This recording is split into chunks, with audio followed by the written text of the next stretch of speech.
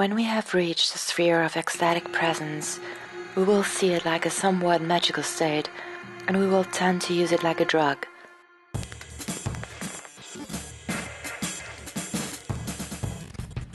In other words, lulled within the state of happiness, our presence will diminish, and we will quickly come to live in a false kind of wonderment, as if it were caused by some drug.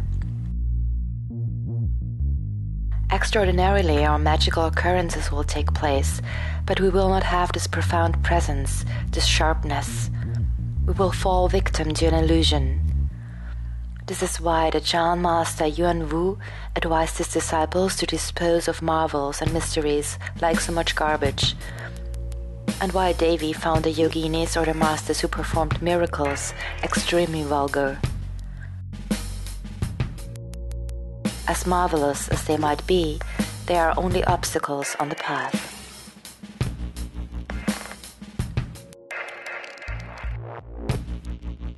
This is one of the important points where the presence of a master is indispensable.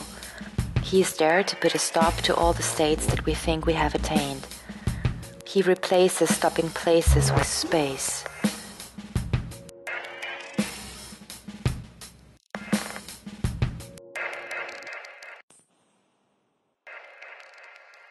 A certainty of realization with a shout or a burst of laughter, until the great letting go, when we no longer need the master to hand us a certificate of authenticity. At that point, the master smiles. We have recognized our identity, and we are one with him and with totality.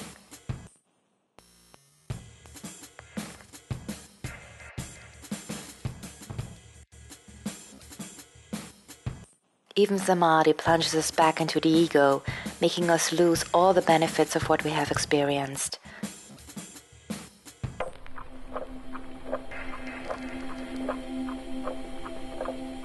However, there is a moment when all these experiences become so fluid that they approach the indefinable. And when we are no longer sure of the state we are in, our practice truly becomes a deep practice.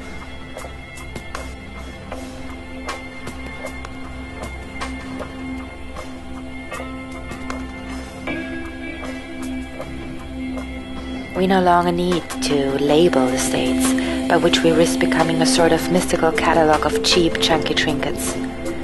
In all stages of the quest, each time that we have an experience, we must tell ourselves that it is magnificent. Yes, that it is a gift, but that it's not necessarily something to do again, to try to find again.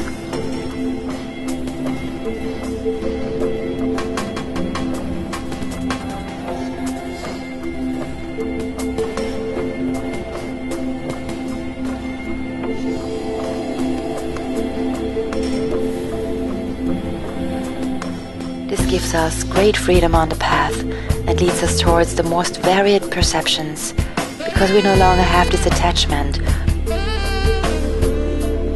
nor this pride in having arrived, in having succeeded.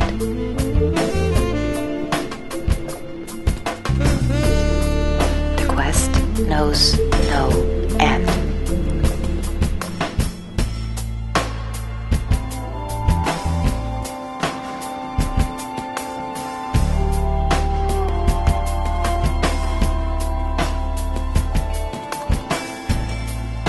We will then freely experience the passages, the movement, the waves, the highs and lows, openings and closings as movement.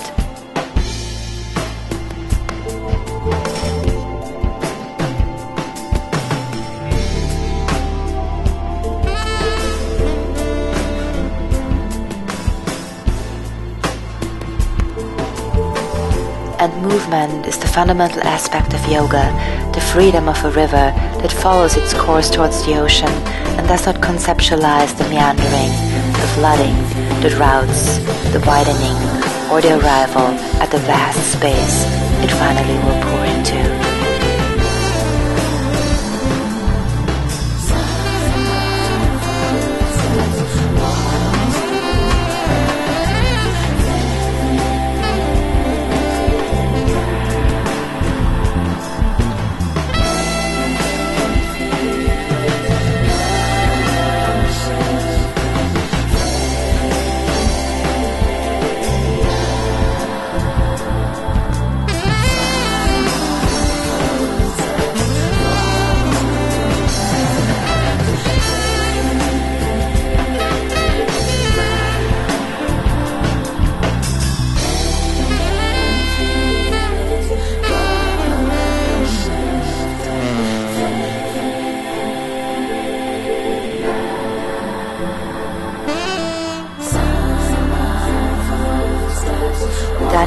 Ye, the sacred texts at the origin of Tantra, Yoga, Spandakarika.